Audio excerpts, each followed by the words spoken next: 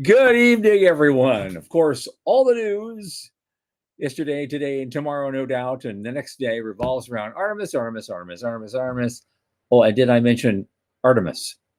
By the time this airs, Artemis should have barely beaten the distance record set by Apollo 13, but the toilet is acting up again. I guess that's all we have to complain about. Meantime, Trump proposes the same huge budget cuts he did last year, but wants to increase Space Force budget by a huge amount. Black Sky was awarded a $99 million government contract. Somebody at Fool.com says, why I am not, in fact, investing in the SpaceX IPO. We'll look into that. Interstellar Tech got $47.24 million from Japan's SBIR program. Voyager got a contract from Icarus Robotics. Roscosmos confirms ISS will definitely be deorbited by 2030. No fooling. We really mean it, folks, or at least our parts. So China's carrying on with their own moon landing plans, but their first commercial flight failed. All that. And our guest, Dr. Jason Held, is back with us. It's going to be a wild night. From the news desk at the Center for Space Commerce and Finance, my name is Thomas Andrew Olson, and this is The Unknown Quantity.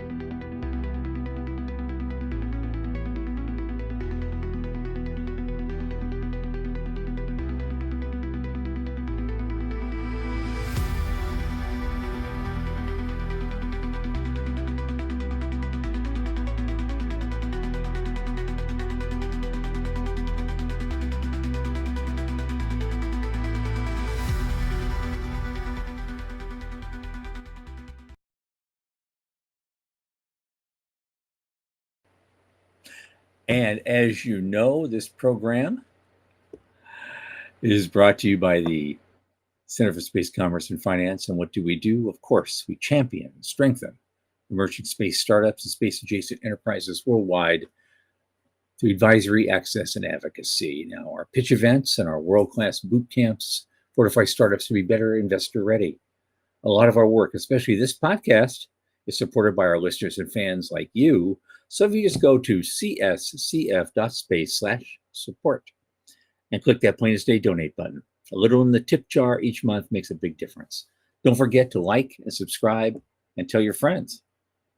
Now, speaking of friends, my oldest space friend, Michael Lane, who just got back from painting decorative images in the catacombs, is here with me. Michael, come on in, man. Hey, how's things? Hey, I'm doing okay for a Monday. For a Monday? Nope. I'm pretty happy. I'm Catholic, and my mom's really, really Catholic. So 20 hours of mass from last Friday, Thursday, Friday, Saturday, Sunday again. I'm like, it's time to get back to work. So what does that mean? You're all fixed up for like another year? I'm good. I've got all the check boxes. Okay. I'm good for a while. Yeah. Okay. Yeah.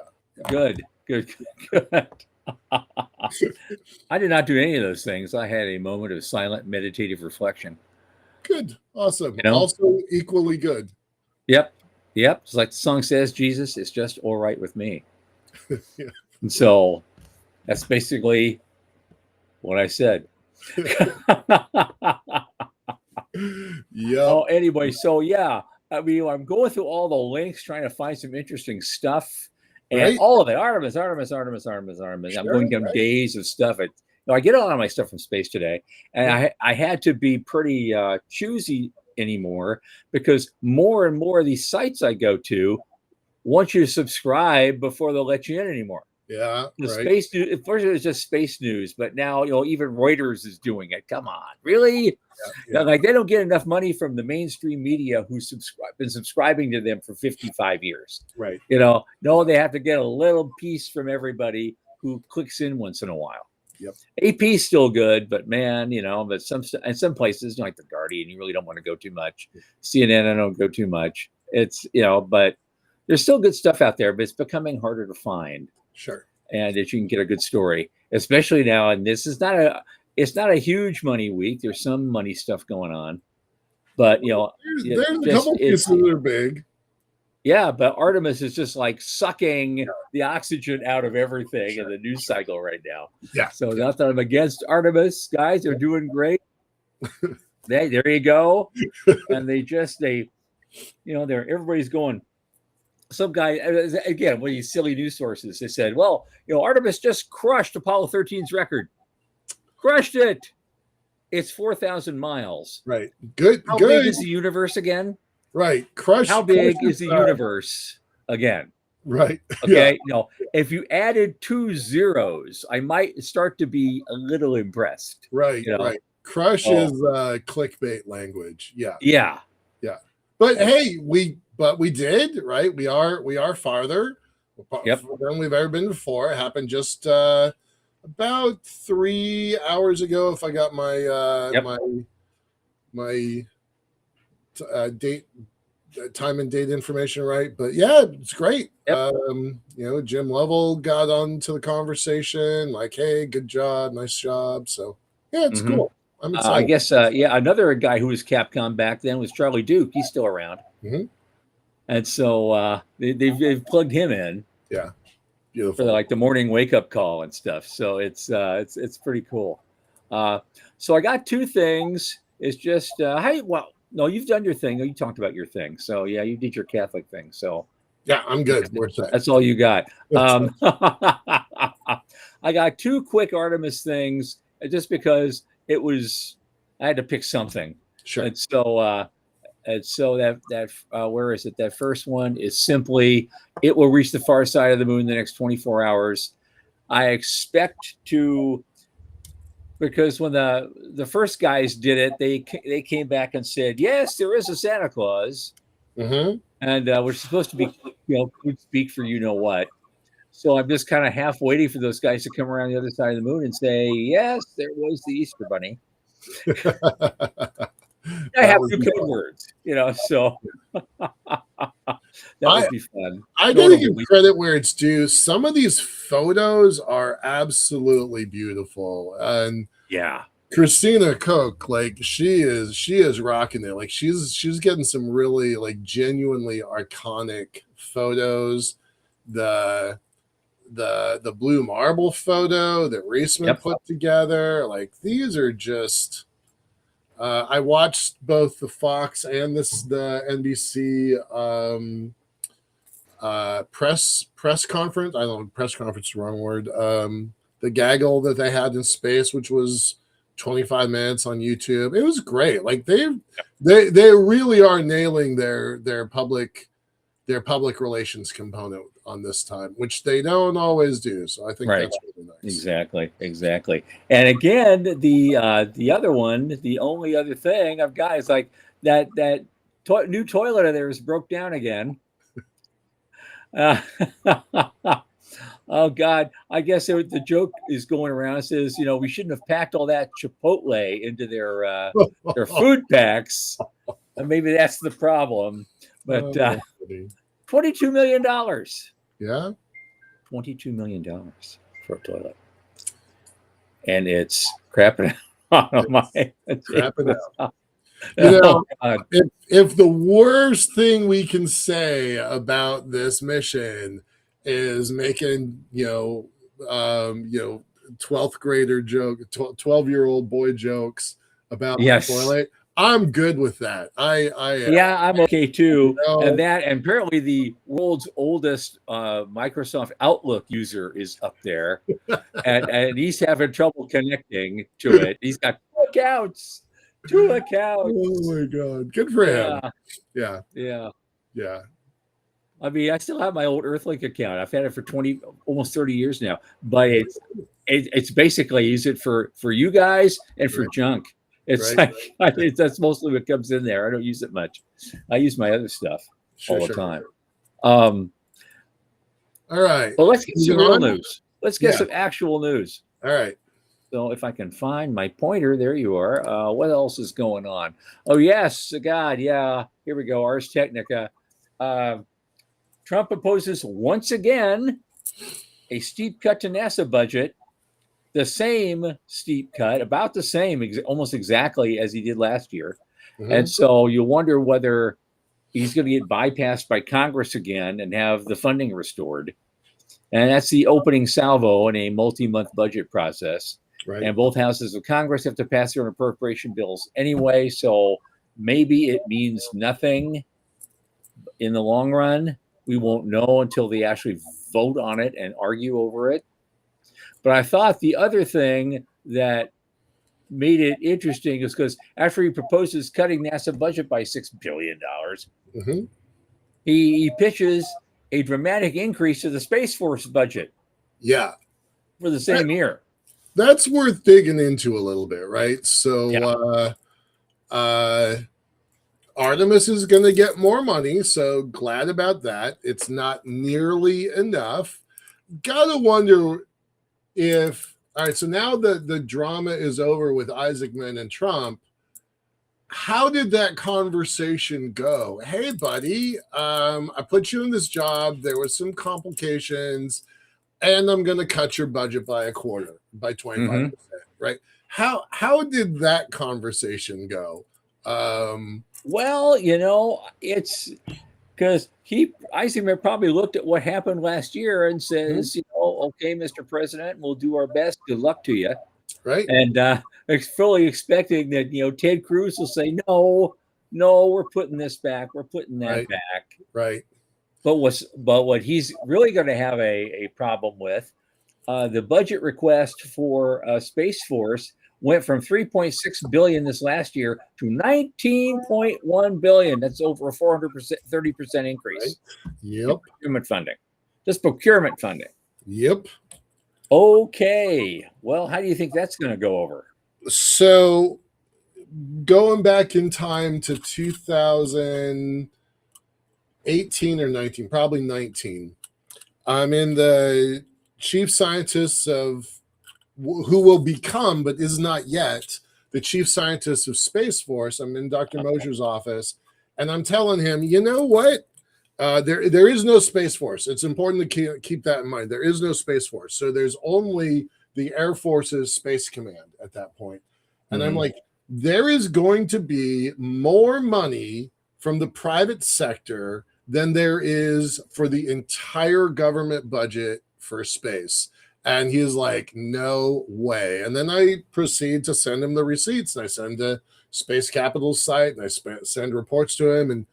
And the guy like turned on a dime. He was pretty surprised. And when he was presented with new information, he changed immediately. So good on him. But now we're at the spot where I'm like, I wonder if the private markets can actually stay ahead of Space Force, right? We have been for 6 years in a row. Yep. Is the private market going to stay ahead of the government commitment to Space Force? I'm curious about that next year. Yeah. Okay. Again, this is one of these things like you have to throw it out there, let everybody see it, but we have no crystal ball with this. We can go from, because past efforts, as we know, is no guarantee of future results. Well, yeah. We say that all the time. We used to, we were putting out prospecti. Yep. Of course, you had to say that, and it's true here too. Yep. Yeah. So here's the thing. I want to. Do you know? So there's Cruz on the one side who is pushing the NASA budget and going to try and restore it because it's good for his state. Is there anybody who's got a vested interest to keep the Space Force budget going up? Because I don't know if they have a champion. Rogers. That's a good question. I haven't heard of anyone either. No. That is, yeah. I mean, they're moving parts of Space Force to Alabama, so the Alabama person's got to have some weight. But yeah, I don't know if there's a champion. Space Force, so that's Space Command. Yeah, right. Out of Colorado. Correction. Yep, that's right. Completely different animal. Yeah, I forgot that. Anyway, I just thought it was interesting. Yeah. Yeah, but I don't know who the champion is other than Trump himself. Obviously. Well, yeah, and that's pretty good champion, but he needs help in Congress. Yep, he does. For that to come through. Yep. I'm totally, their original argument was if we build Space Force we can lower the defense budget. That was an argument from more than 8 or 9 years ago, back during the Obama administration. They're like, oh, if we make Space Force, we can cut some of these redundancies and we'll have a smaller defense budget, as we've gone from 700 billion to 1.05 trillion. So that didn't happen. That's all working out real well, isn't it? Oh my God. Well, we'll see where it goes. Sometimes I think that stuff's just put out there to troll people and, to get certain types all excited, and they're all like being in the chattering class and they're chattering while something else is going on behind the scenes we have no clue about.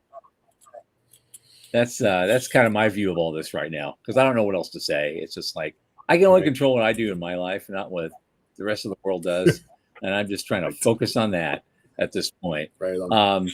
But here's something we can have some fun with for a minute.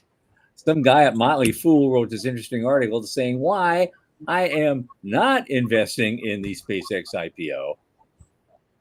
I don't care how much money you give me to do it, and this is great. He's got 5 reasons, and they're all actually kind of good. They're kind of interesting. He just puts it out there. And the first one, number 1, and we've talked about this. The valuation is ludicrous.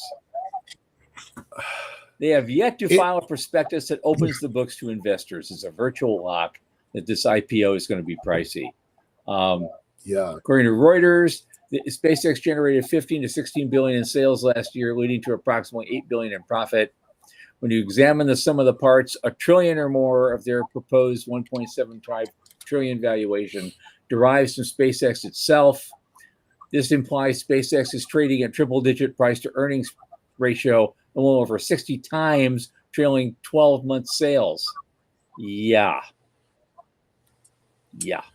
I mean, those are not new numbers, but it's but seriously, Motley Fool is the only org that I've seen that's like how to help bring back the $1 slice. Suddenly, conversations. I'm Motley Fool contributing stock. Sorry, buddy. What's going on?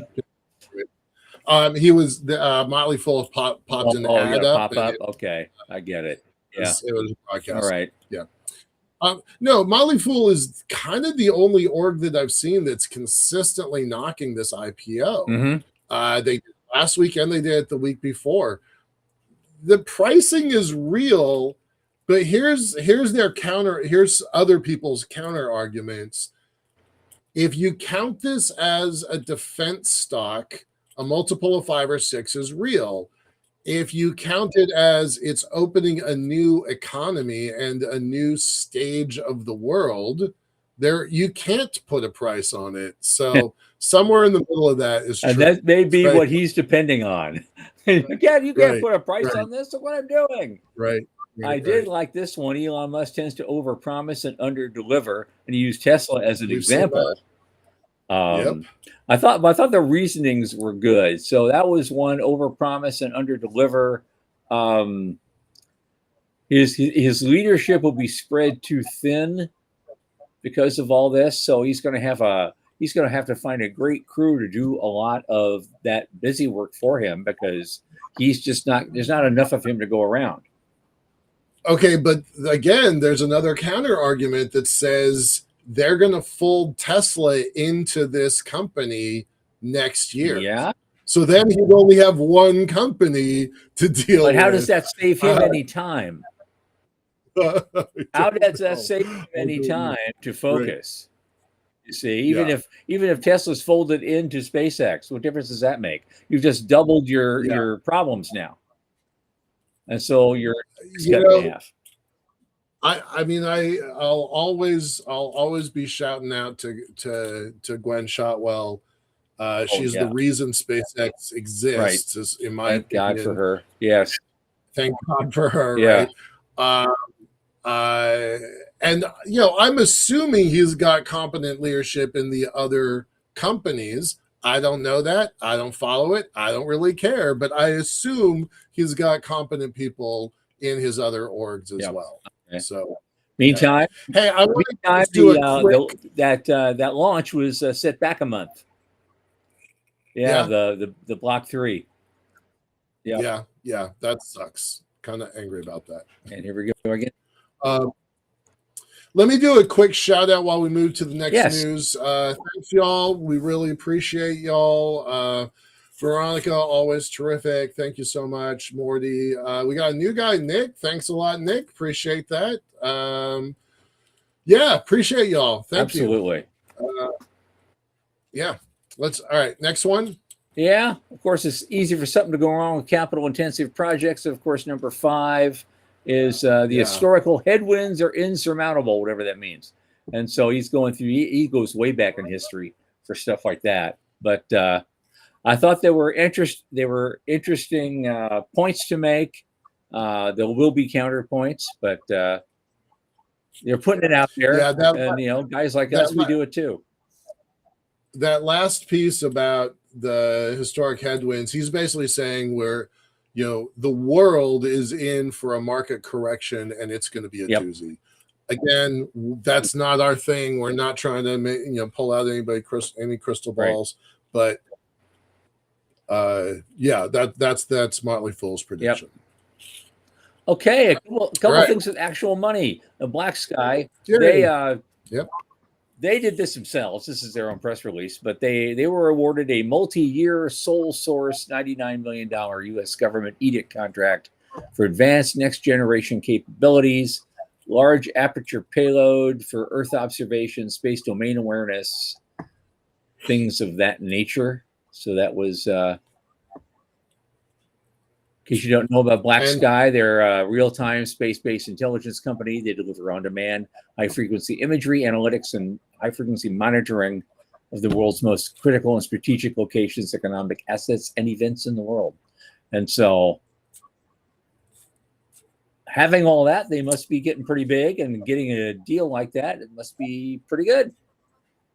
Yeah, they're a local Seattle group. Always try to promote them a little bit. They have a lot of heritage locally, and they've pulled in some pretty awesome people on their team. So it's kind of neat to see them growing. Mm-hmm. Yeah.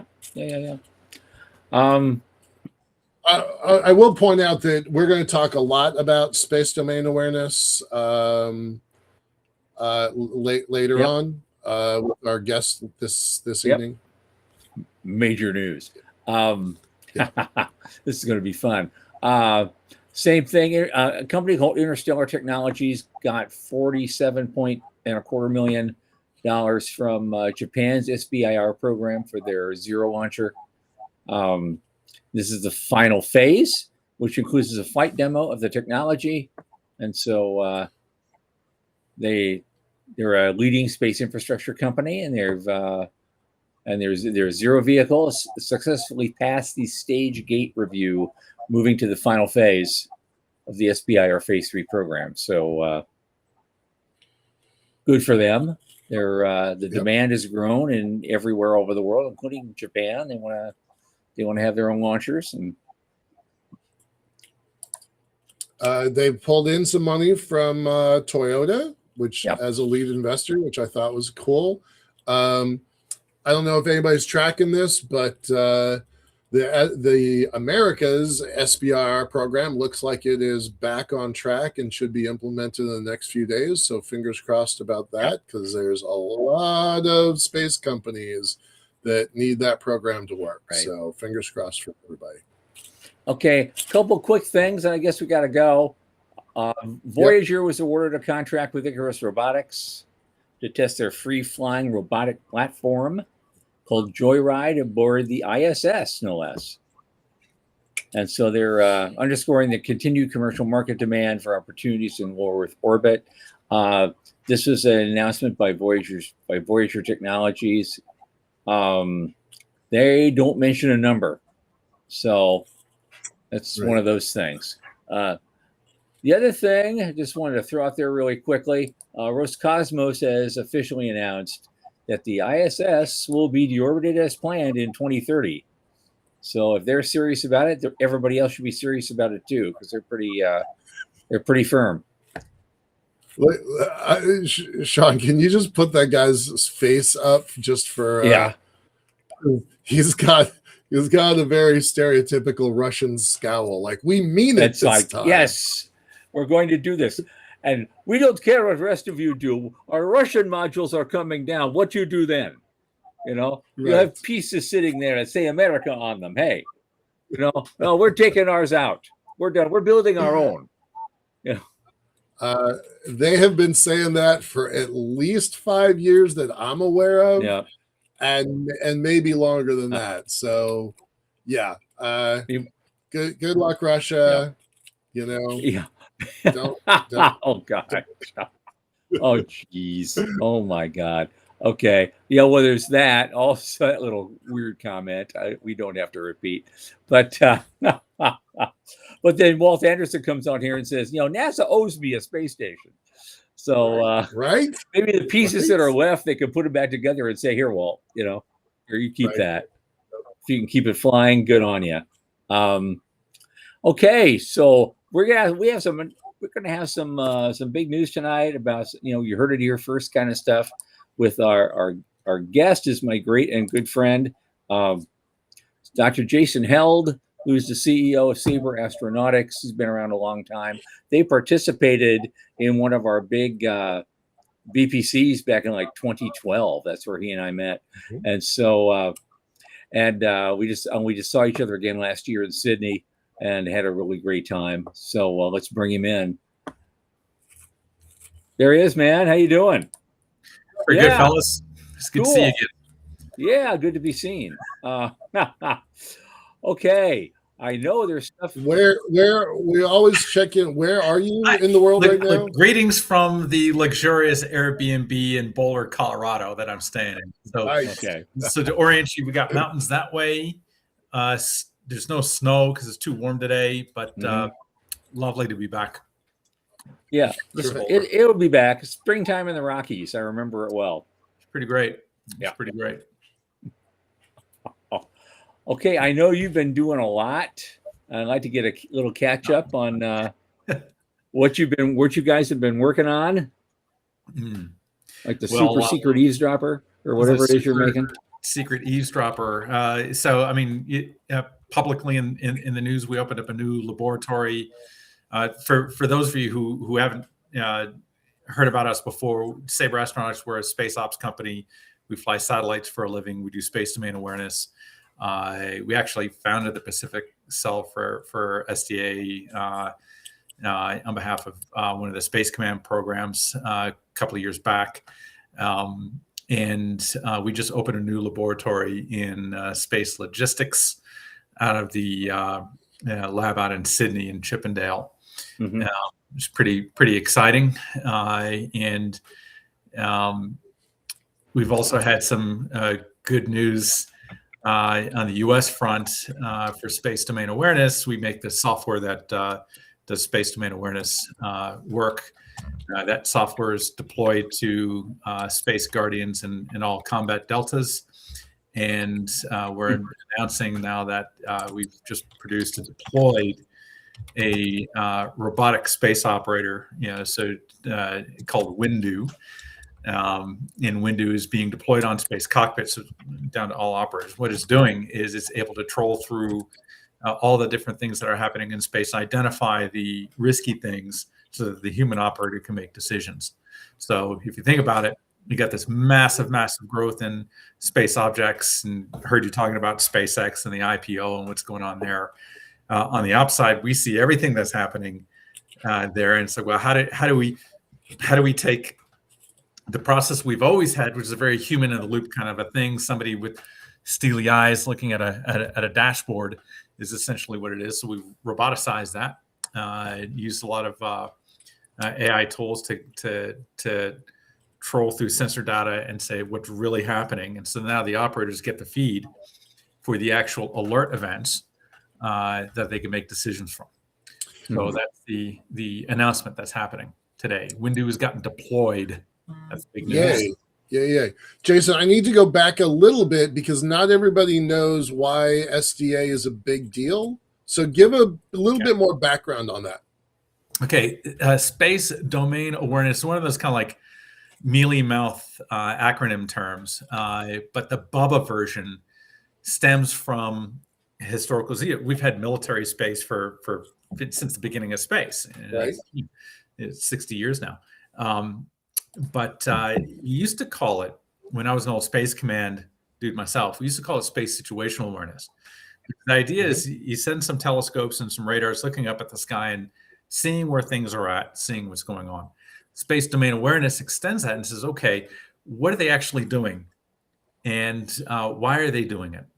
Okay, and for the military and the civil is very, very different. The tools are roughly the same, but the things you do with those tools are very different.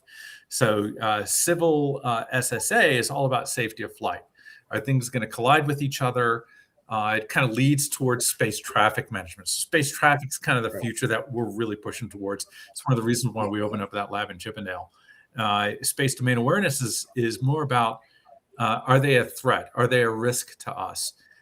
All those satellites that you have from the U.S. arsenal, from the Chinese and the Russian arsenals that we talk about, what are they doing up there? Is they're doing kind of a chess game.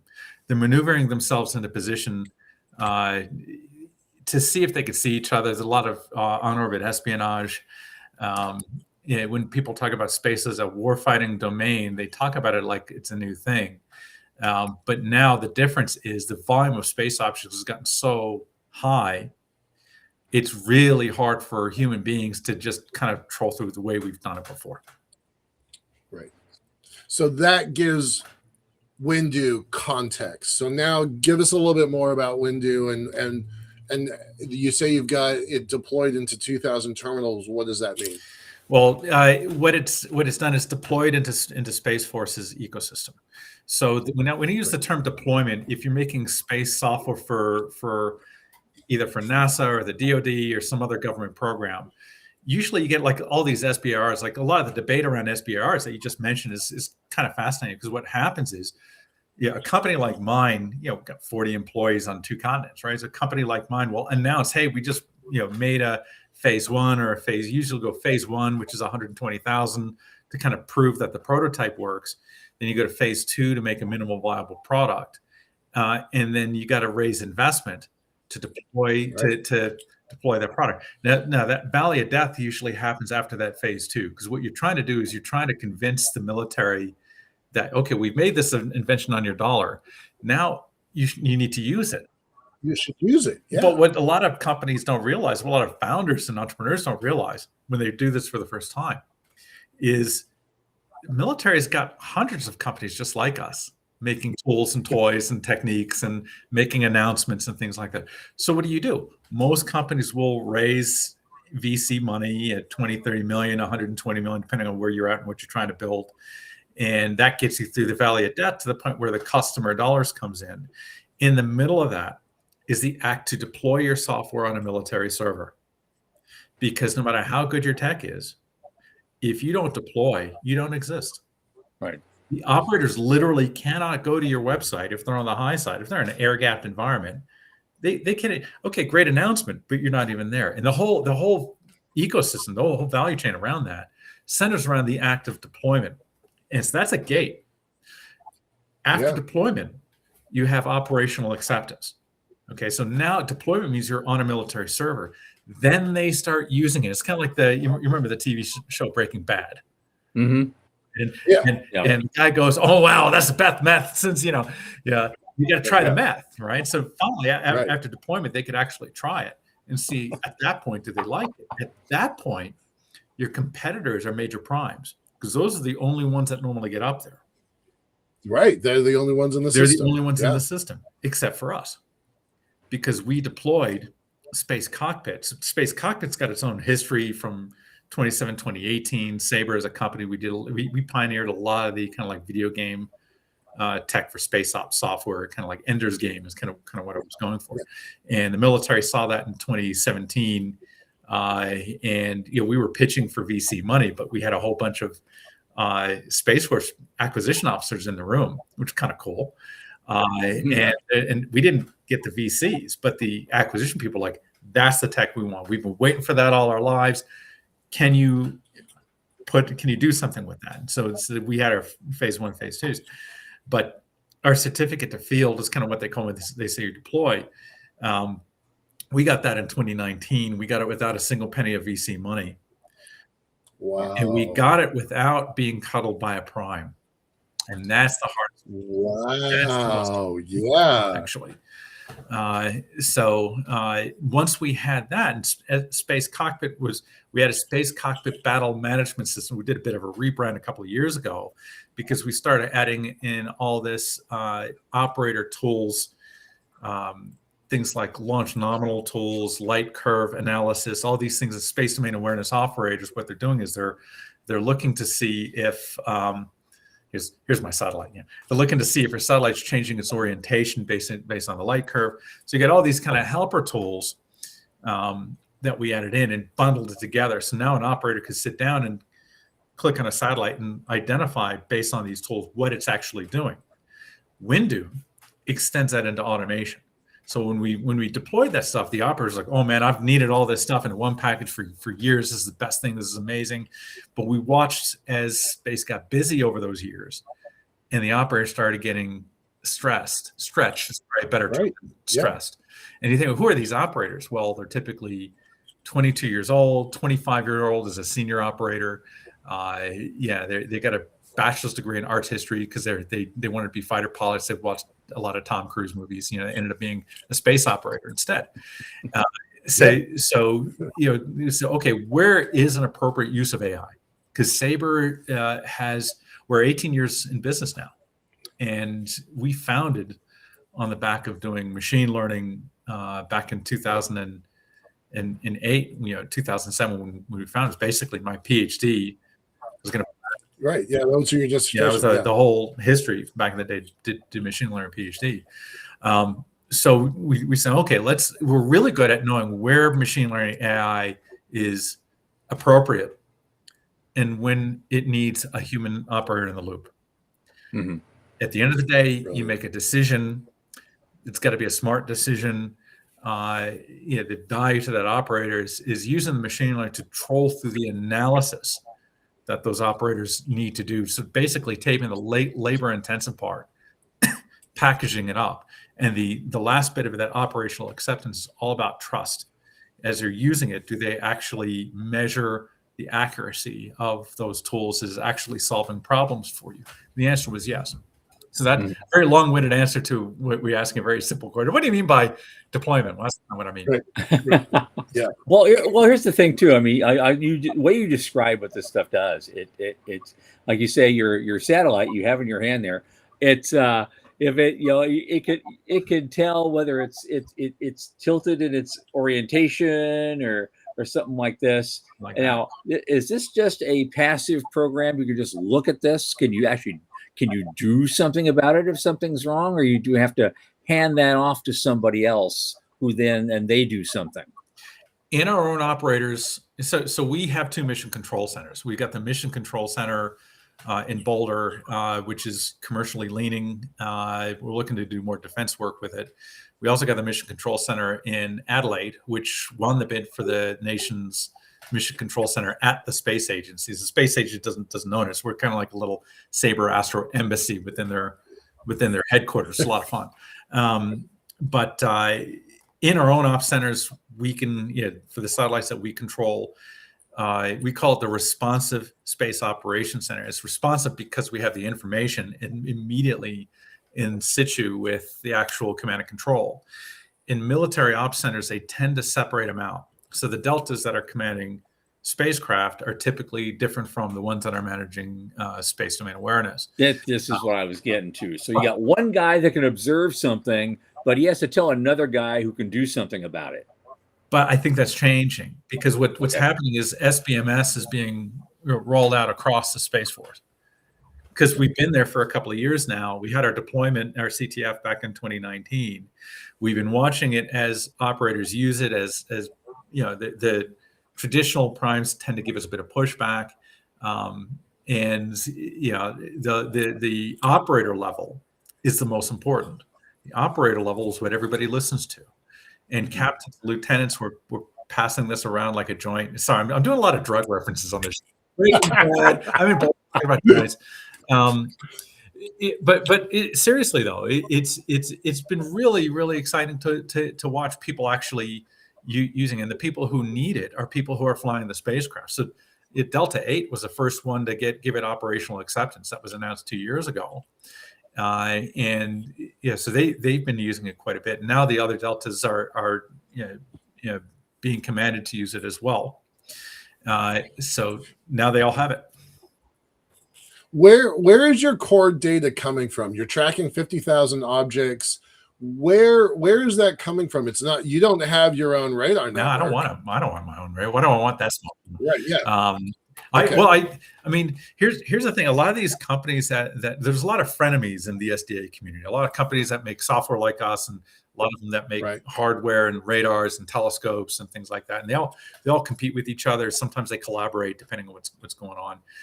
We never wanted to have our own sensors. We dipped our toe in it for like a contract once, and it's good. But I like the idea of Sabre being a neutral actor. We have a marketplace, the RSOC SDA marketplace. It is not the same thing as a data lake. All right, a lot of people get confused over that. And for those on the call that have never heard the term data lake, what's happened is there are a couple of companies that focus entirely on the data layer. They don't own sensors either. They pull sensor data in from the commercial sector. So the short answer to your question is a lot of commercial companies that do it. The military and space fence and all this stuff has been around for decades. On the military side, they'll pull data from their own sources, but they also augment from the commercial sector. Mm. Okay. I'm going to switch gears for a second. You talk about 40 people, 2 sites on 2 continents, which, by the way, very nice flex. I'm looking forward to being able to say that. How much is a contract like this worth? If you've gone this far without VC money, hats off to you, because that's a hard path to go.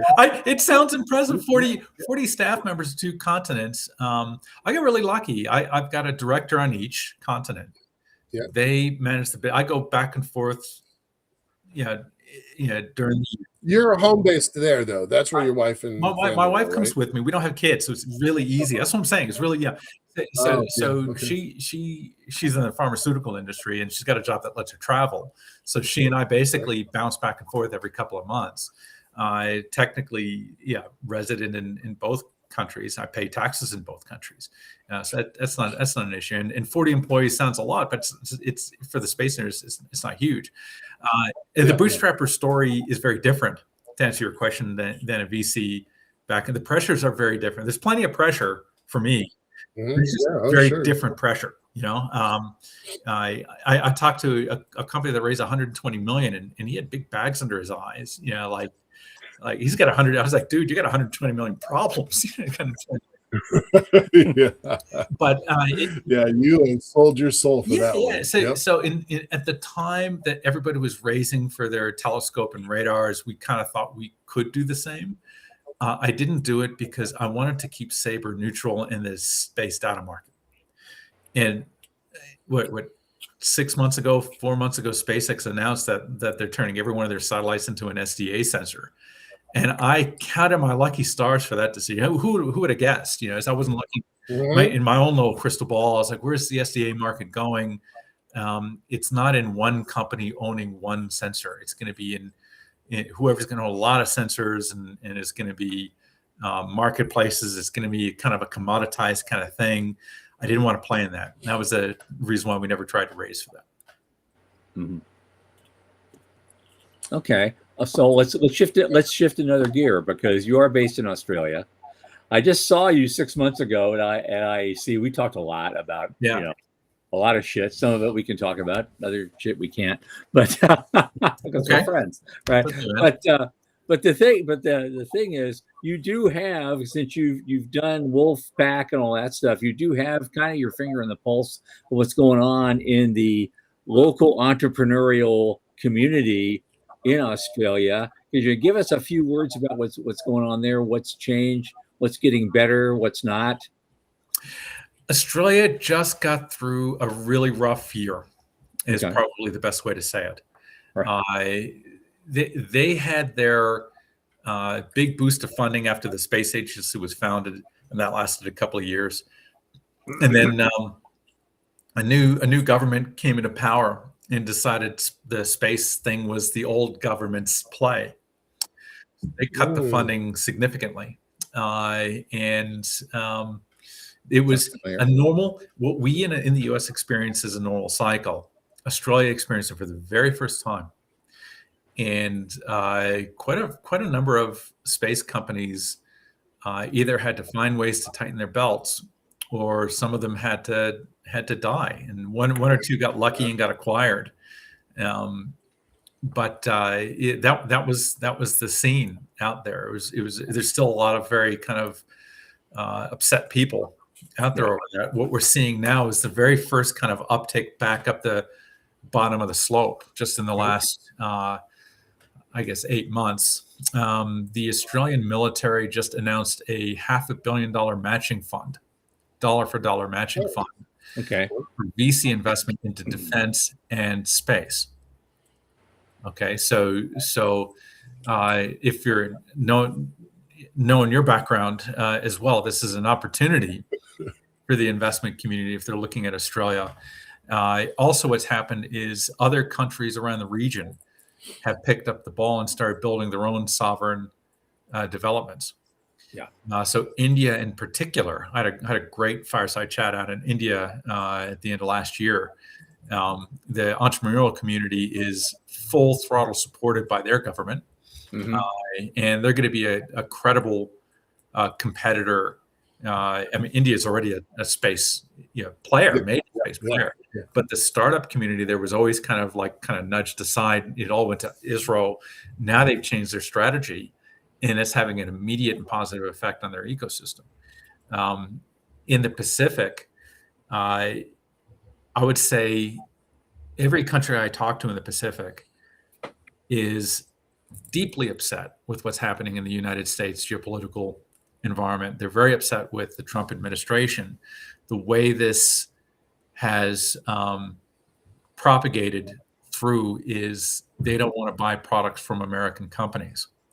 So when they see a product from Sabre Astronautics, for example, they ask us, can we buy that product through, they're like, we love the product, we need it, can we buy it through the Australian stuff? So we look at, so the sales process has hit at the customer level. I don't want to say consumer because we all know that means something different, but at the customer level and the way these decisions happen. So that's the scene out there right now. It's interesting. It's exciting. It's not over yet. Okay. All right. Well, just to say that though, I mean, my company Avialto is kind of the same way. We're based out of the UK, and so, but we were always based out of the UK, so we're a decade ahead of the curve, and stuff like that. Yeah, it's good to be international. It's good to be international, but we're all space professionals, and the U.S. has 50% of the space industry. Yeah, right.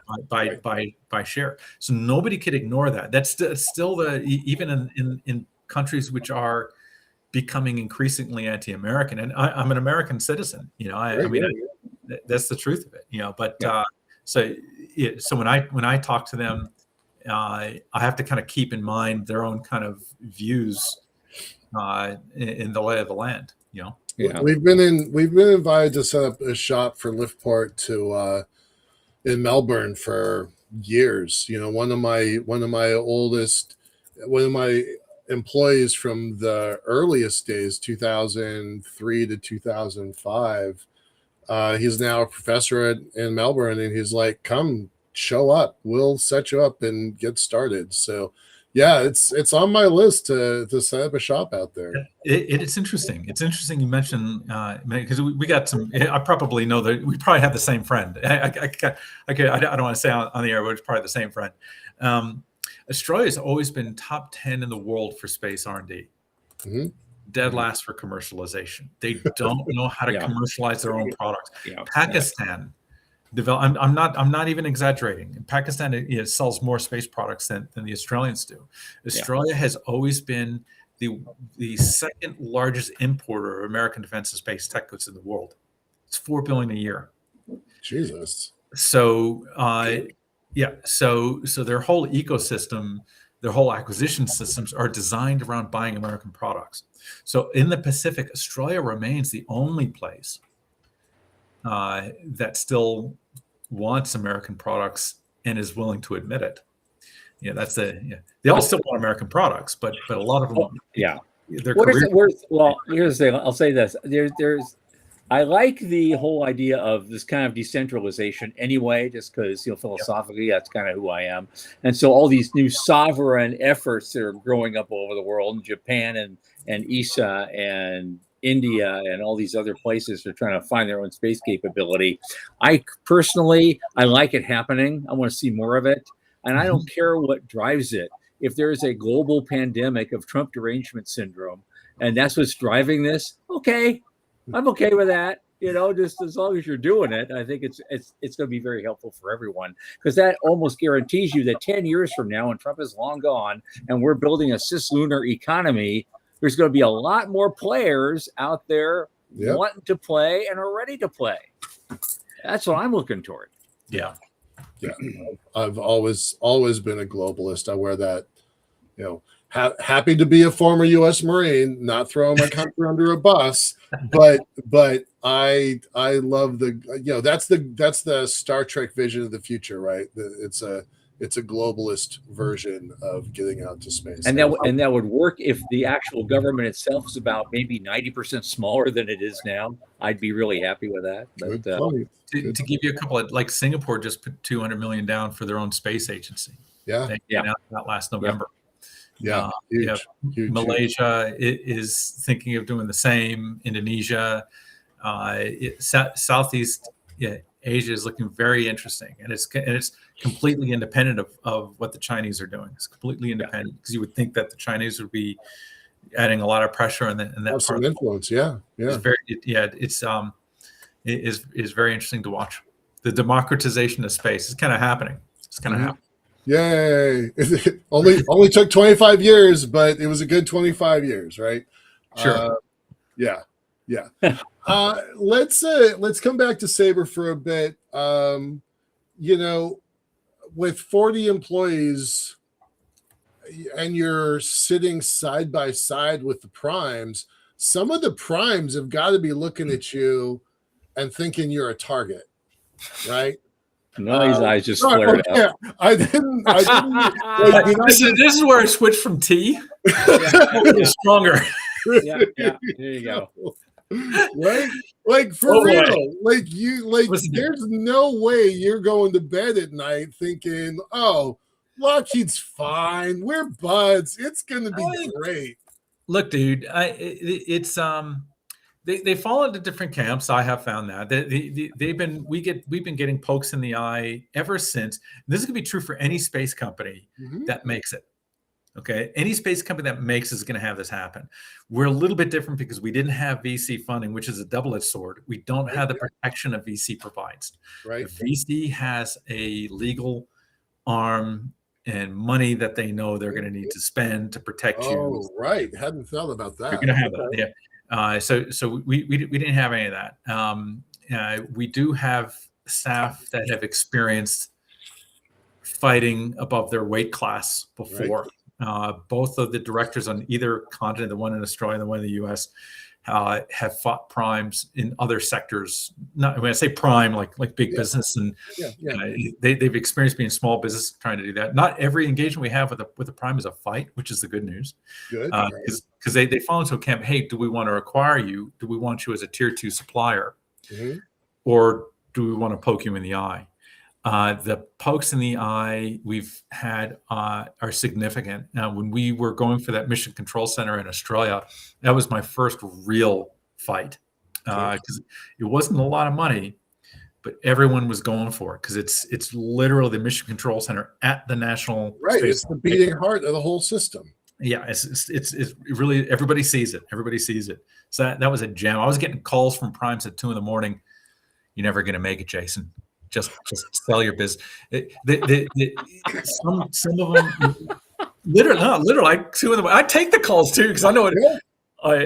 You're right. I'm totally gonna die. You're right. I should probably give up now. You know, Right. Yeah. have fun with it. But you know, when we won that bid, that was really rough for a lot of people. They called their ministers. We had an anti-Sabre campaign in the press that was promoted by a member of parliament who was on the payroll for one of the primes. It was rough. It was rough. But compared to when we got our like Space Cockpit SBMS deployed, there were legal challenges there. The legal challenges, you know, you could fight that. That's something tangible you could fight. You know, so we had experience, you know, doing that. So a lot of people think it costs a lot of money. It can cost a lot of money because we have experience. It didn't have to. This is kind of the answer. So the stuff you can't fight is the kind of relationships that your competitors, your larger competitors, will have. We've had large companies block us from funding by talking to their colonel or general buddy, and they say, "Oh, these guys, you don't want to." They'll make up stories or they'll exaggerate things because things always happen. But it's kind of like a gaslighting game. That's harder to fight. You just have to be consistent, patient. Military acquisitions people change out every 2 years. You can't block a company like ours forever. And the moment we got deployed, there was nothing they could do. Right. Because we had colonels say, "We're never going to use you on our ops floor ever. We heard about you guys. We're never going to use you guys." Okay, no problem. We made it free. Government purpose rights. Captains, lieutenants were passing it around like a joint, like I said before. Right, that's the reason why we did it. And captains get promoted. And the colonel, captains and then get promoted. But they get promoted. But also the military people. I mean, let's face it. They're not in a commercial fight. They don't care about it. They care about operational value. Right. So when all your operators are like, why are we using this piece of shit when we have this great tool? I remember you're a former military guy. I was in Bosnia using this backup computer system as an artilleryman that was basically in the bin. We were faster using slide rules than this little computer because the company that got the contract. Yeah, sometimes engineers make it. Sometimes they mess it up. Right. Yep. But I mean, that's so. What are you going to use? We made the decision to use charts and darts, and that is the definition of a product which has disruptive value, real, no kidding, operational use. That's the type of behavior you're going to see. And the commanders, they're not really out to get you. They're not. No, they're out. They want the next promotion and then the mission capabilities for their team. Yep, 100%, 100%. And that's so the story of the primes isn't all traumatic though. We've had some primes invite us on bids, and we're a really really good tier 2 supplier. We got we're flying 18 tons of spacecraft right now out of the RSOC. Yeah. We're measuring the amount of space by the tonnage. So everyone's looking at it, it's like, oh, the angst that those companies that fought us before has mostly gone away over time. Okay. Because let's face it, it's just business. It's not personal. Usually not personal. Speaking of that, we got about 2 minutes left. We want you to pull out your crystal ball and let us know what you think the world's going to look like in space with that 5 years from now and 25 years from now. Okay, space logistics is the way. That's why we're going full throttle on that. Five years from now, the competition in military satellites is going to be really really hot, and that means that we're going to see a renaissance of capability away from things that look like cubes to things that can maneuver. Maneuvering leads towards the use of fuel, because every mission we're seeing in the future has got high fuel requirement, which means space logistics is 100% the way it needs to go. But that also includes on-orbit manufacturing, on-orbit tests that starts leading towards next 10 years. This whole stuff with Artemis and the moon, we're looking at the fun stage. But if we do actually get that thing up and running, that's going to be a critical part of the future, because we're watching space objects from different nations. That dance that we're talking about, some of them are flying out to Cislunar, get hidden away out of the range of radars, and then they're coming back in as uncorrelated tracks or UFOs if we want to be cheeky. Right. And so there's a real no kidding use case for the moon that even 10 years ago we didn't really have quite as strong. I've been saying it for 15 years, just for the record. Saying it for everybody else. But it's been. But now you must be watching this in practice because okay, now it's real. Now what do we do in 25 years? I think the human occupation follows the logistics need. That's the kind of short end of the 2-minute statement. Okay, there we go. And on that, Dr. Jason Held, my good friend, thank you for coming again. We'll try to make it less than a year next time. We'll get you back sooner. You're doing really great with Saber Astro. I'm so glad to see it, and best of luck to you and your company. And we'll see you again real soon. Thanks, so man. much. Pleasure to talk to you guys again. Yeah. All right. Stick around. Okay, so Thursday, our own Morty Freeman is back with us. He's going to talk about his continuing efforts to do his elevator competition and a bunch of other things that are on his mind and all his signature projects. And as always, that'll be 8 p.m. Eastern. So be there and see Morty. And for Michael Lane and Sean Key, I remain Thomas Andrew Olson. Keep watching the skies.